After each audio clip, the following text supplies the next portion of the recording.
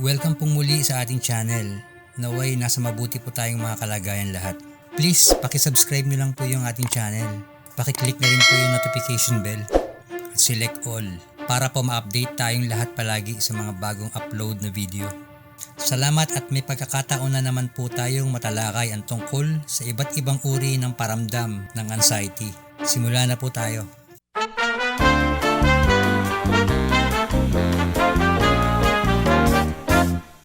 Dumaranas din po ba kayo na madalas na natatakot sa maraming mga bagay, nahihirapan na rin kayong gawin mula na nagka-anxiety kayo, na palaging parang may mangyayari sa atin?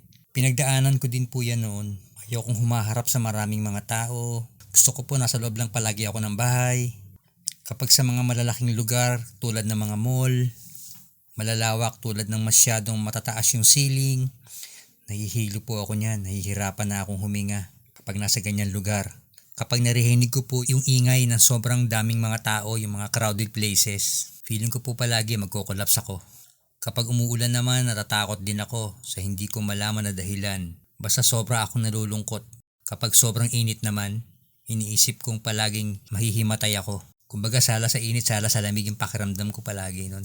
Kapag maliligo ako bago ko magawa, ang tagal kasi kapag nagbubuhos ako, para ako nalulunod palagi. Kaya madalas nakabukas lang yung pinto ng banyo kapag naliligo ako. Madalas tuloy ako nalilate sa trabaho nun, ang kasagsagan ng anxiety ko. At patigil-tigil ako palagi sa mga biyahe.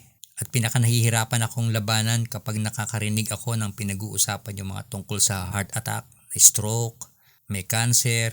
Feeling ko palagi ako din may ganyan. Hirap na hirap akong labanan yung mga ganyang bagay. Ilang araw bago ako makarecover. Bago ko mabura sa isipan ko yung mga narinig ko about sa mga health issues. Makulit talaga isip nating may mga anxiety.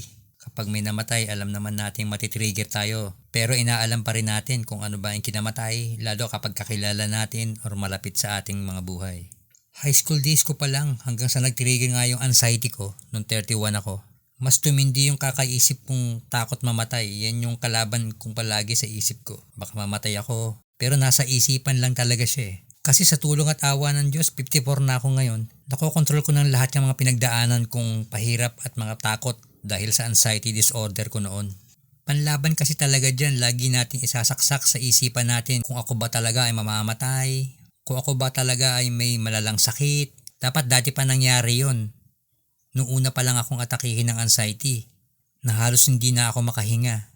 Dapat doon pa lang namatay na ako noon. Pero paulit-ulit lang akong ganito, buhay pa rin naman talaga ako. Yung mga ganyan tanong sa isip natin. Tapos pilitin po natin mag-focus sa mga importanteng bagay sa ating buhay. Pinakamabisa, kahit nagpaparamdam si Ansing sa atin, pilitin natin mawala yung isip na baka mamatay ako kapag ginawa ko ito, or baka atakihin ako kapag hindi ko sinunod yung sinasabi ng isip ko na sige gawin mo yan, mamamatay ka dyan. Naisip lang po yan, na ang totoo ay hindi yan mangyayari.